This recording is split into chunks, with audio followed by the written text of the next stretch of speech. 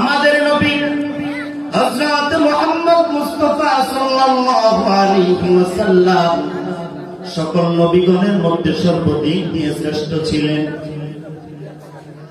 আল্লাহ রাব্বুল আলামিন আমাদের পয়গম্বর হুজুর পাক সাল্লাল্লাহু আলাইহি ওয়াসাল্লামকে সকল নবীগণের থেকে শ্রেষ্ঠ চরিত্র দান করেছিলেন। আল্লাহ রাব্বুল আলামিন কুরআন কারীমে ইরশাদ করেন, ইন্নাকা লাআলা খুলুকিন আযীম।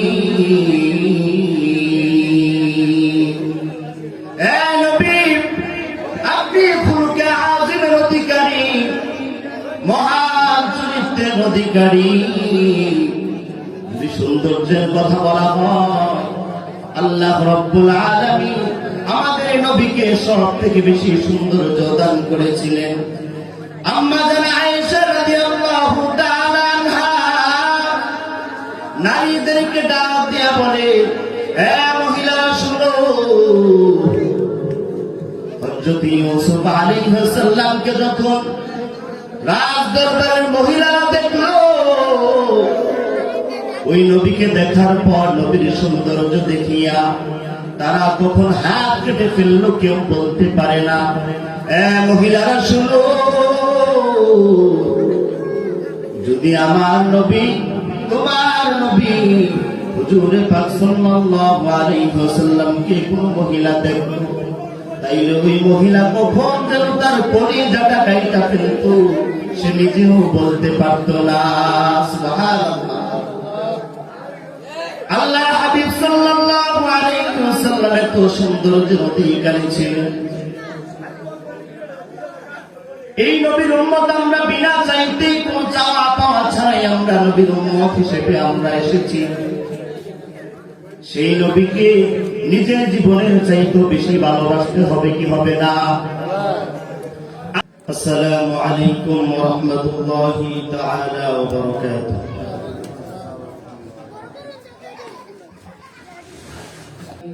الحمد لله نحمده ونستعينه ونستغفره ونعوذ بالله من شرور أنفسنا ومن سيئات أعمالنا، من يهد الله فلا مضل له ومن يضلله فلا هادي له، ونشهد أن لا إله إلا الله وأن محمدا عبده ورسوله أرسله الله تعالى بالحق بشيرا ونذيرا وداعيا إلى الله بإذنه وسراجا وقمرا منيرا.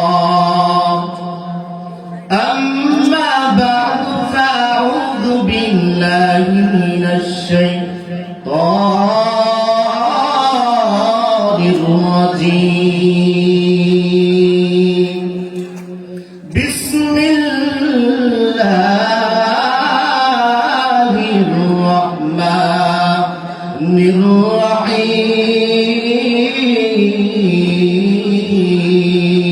الرحيم.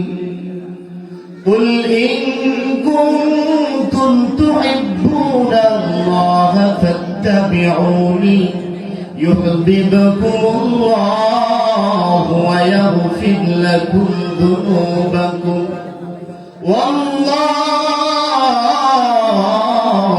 غفور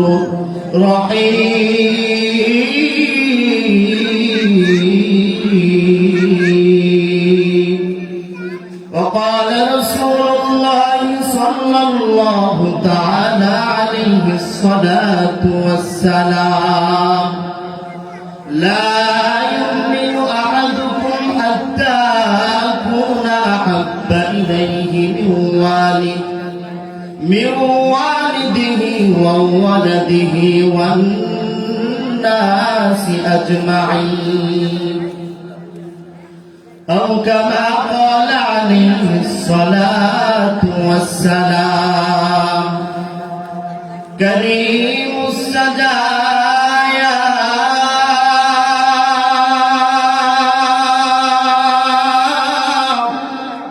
جميل الشيام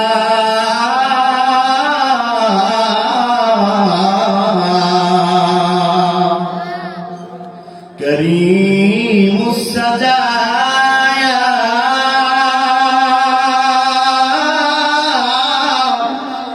جميل الشيام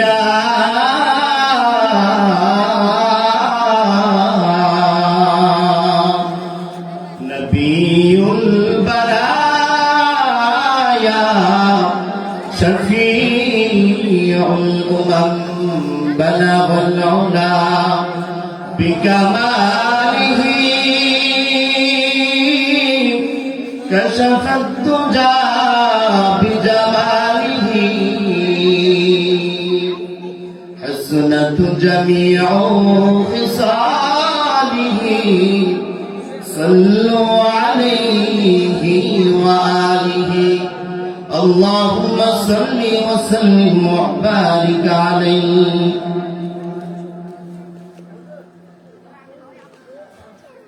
সম্মানিত উপস্থিতি মরহুমা সাদিয়া সুলতানা মায়েশার স্মরণে দশম মৃত্যুবার্ষিকী উপলক্ষে এক বিশাল সুন্নি মহাসম্মেলন আল্লাহ রাব্বুল আলামিনের দরবারে অসংখ্য অগণিত শুকর সুজুদ যে মহান রব্বে কারীম আমাদেরকে এত বড় একটা দিন মজলিসে কিছু কথা বলার আমাদের নিয়তে শোনার তৌফিকটুকু দান করেছেন এর জন্য সকলেই শুকরিয়া জ্ঞাপন করে বলে আলহামদুলিল্লাহ।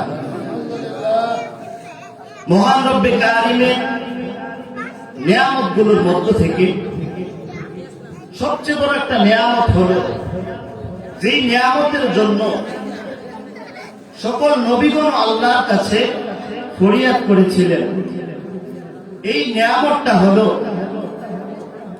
হে আল্লাহ আপনি আমাদেরকে নবী না বানাইয়া শেষ নবী আখির নবী হযরত মুহাম্মদ মুস্তাফা সাল্লাল্লাহু আলাইহি ওয়াসাল্লামের উম্মত বানাইয়া এই ফরিয়াদটা সকল নবীগণ করেছেন। আমরা কখনো ফরিয়াদ করি নাই, আল্লাহ রাব্বুল আলামিন নিজ দয়ায় আমাদেরকে শেষ নবীর উম্মত হিসেবে কবুল করেছেন। আমাদের নবী হযরত মুহাম্মদ মুস্তাফা সাল্লাল্লাহু আলাইহি ওয়াসাল্লাম সকল নবীগণের মধ্যে সর্বদিক দিয়ে শ্রেষ্ঠ ছিলেন। আল্লাহ রাব্বুল আলামিন আমাদের পয়গম্বর হুজুর পাক সাল্লাল্লাহু আলাইহি ওয়াসাল্লামকে সকল নবীগণের থেকে শ্রেষ্ঠ চরিত্র দান করেছিলেন। আল্লাহ রাব্বুল আলামিন কুরআনুল কারীমে ইরশাদ করেন ইন্নাকা লাআলা খুলুকিন আযীম।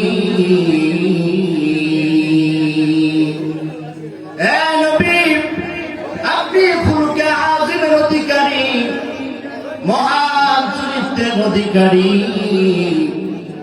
সৌন্দর্যের কথা বলা হয়, আল্লাহ রাব্বুল আলামিন আমাদের নবীকে সব থেকে বেশি সৌন্দর্য দান করেছিলেন।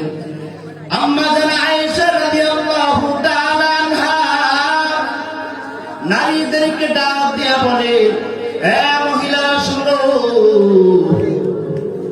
হযরত ইউসুফ আলাইহিস সালামকে যখন রাজ দরবারের মহিলারা দেখলো, ওই নবীকে দেখার পর নবীর সৌন্দর্য দেখিয়া তারা কখন হাত কেটে ফেললো কেউ বলতে পারে না। মহিলারা শুনো, যদি আমার নবী তোমার নবী হুজুরে পাক সাল্লাল্লাহু আলাইহি ওয়াসাল্লামকে কোন মহিলা দেখল, তাইলে ওই মহিলা কখন যেন তার কলিজাটা কাইটা ফেলতো, সে নিজেও বলতে পারতো না। সুবহানাল্লাহ। আল্লাহর হাবিব সাল্লাল্লাহু আলাইহি ওয়াসাল্লাম এত সৌন্দর্যের অধিকারী ছিলেন। এই নবীর উম্মত আমরা বিনা চাইতে কোন চাওয়া পাওয়া ছাড়াই আমরা নবীর উম্মত হিসেবে আমরা এসেছি। সেই নবীকে নিজের জীবনের চাইতে বেশি ভালোবাসতে হবে কি হবে না? আল্লাহর হাবিব সাল্লাল্লাহু আলাইহি ওয়াসাল্লাম ইরশাদ করে, লা ইউমিনু আহাদুকুম হাত্তা আকুনা আহাব্বা ইলাইহি মিন ওয়ালিদিহি ওয়া ওয়ালাদিহি ওয়ান নাসি আজমাইন। এ দুনিয়াবাসী, এ আমার উম্মতরা শুনে রাখো, তোমাদের মধ্য থেকে যদি কেউ তার পরিবার পরিজন সন্তান সন্ততি দুনিয়ার যত মানুষ আছে সকল মানুষ থেকে যদি আমি নবীকে বেশি ভালো না বাসে, আল্লাহর কসম করে বলি সে কখনো উপকৃত ইমানদার হতে পারবে না। সুবহানাল্লাহ। আল্লাহ হাবিব সাল্লাল্লাহু আলাইহি ওয়াসাল্লাম একবার ওমর ফারুক রাদিয়াল্লাহু তাআলা আনহুকে জিজ্ঞাসা করলেন, হে ওমর, তুমি আমি নবীকে কতটুকু ভালোবাসো? ওমর ফারুক রাদিয়াল্লাহু তাআলা আনহু ডাক দিয়া বললেন, ইয়া রাসূলুল্লাহ, ইয়া হাবিবাল্লাহ, ও নবী গো, আমি আপনাকে আমার যত সম্পদ আছে সকল সম্পদ থেকে বেশি ভালোবাসি।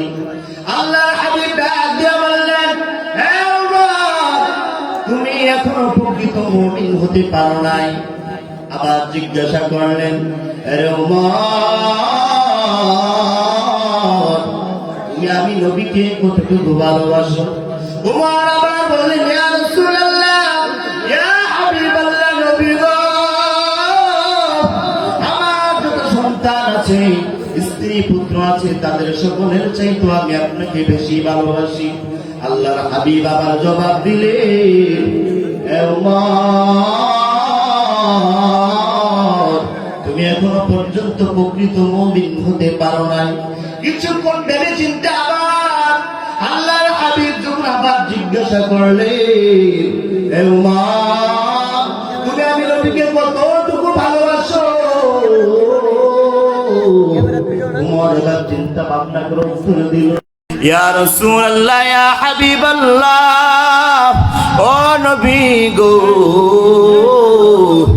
আল্লাহর কসম করে বলি, আমি উমর আমার জীবনের চাইতেও আমি আপনাকে বেশি ভালোবাসি। সুবহানাল্লাহ। আল্লাহর হাবিব সাথে সাথে বললেন, হ্যাঁ উমর, এতক্ষণ তুমি প্রকৃত মুমিন হয়েছো। মুহতারাম হাজিরিন, সম্মানিত গ্রামবাসী, আল্লাহর হাবিব সাল্লাল্লাহু আলাইহি ওয়াসাল্লামকে জীবনের চাইতেও বেশি ভালোবাসতে হবে। আল্লাহর নবীর ভালোবাসার কাছে এই দুনিয়ার কারো ভালোবাসা সম পরিমাণ করা যাবে না। আল্লাহর হাবিব সাল্লাল্লাহু আলাইহি ওয়াসাল্লামকে এই পরিমাণ ভালোবাসতে হবে। ভালোবাসবো কিভাবে? আল্লাহর হাবিব সাল্লাল্লাহু আলাইহি ওয়াসাল্লামের সুন্নাত সমূহকে ভালোভাবে আঁকড়ে ধরতে হবে, তাইলে আমি নবীকে পরিপূর্ণ ভালোবাসতে পারবো।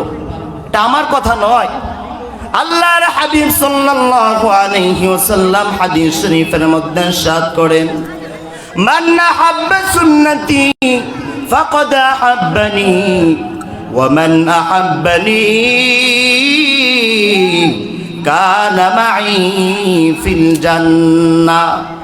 এ মুমিন মুসলমান, ও আমার উম্মতেরা শুনে রাখো, আমি নবীর সুন্নাত সমূহকে যে ব্যক্তি ভালোবাসবে সে যেন আমি নবীকে ভালোবাসলো, আর যে ব্যক্তি আমি নবীকে ভালোবাসবে কিয়ামতের ময়দানে জান্নাতের মধ্যে ওই ব্যক্তি আমি নবীর সাথে একসাথে বসবাস করবে।